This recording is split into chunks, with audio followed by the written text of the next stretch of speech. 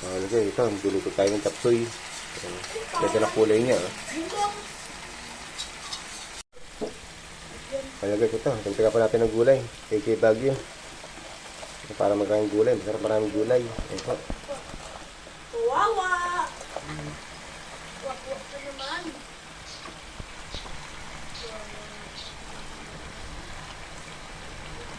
Ayan, ganda po ng kulay natin. Chapsuy. Okay, lagyan na natin ng konting paminta. Ayan, tsaka itong ano. Itong pampapalapot natin. Ayan.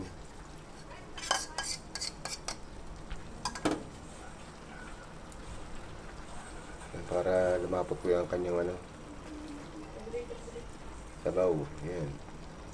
Kaya maya na po makakaluto na po tayo ng chapsuy.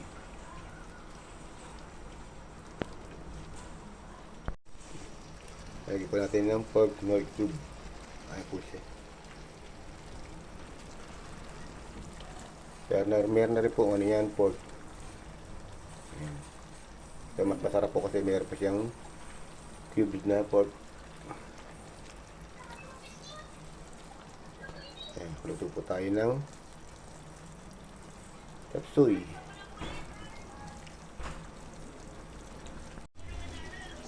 Okay guys, ito po ang ating finished product ng chapsuy. Ayan po. Saan po? Thanks for watching.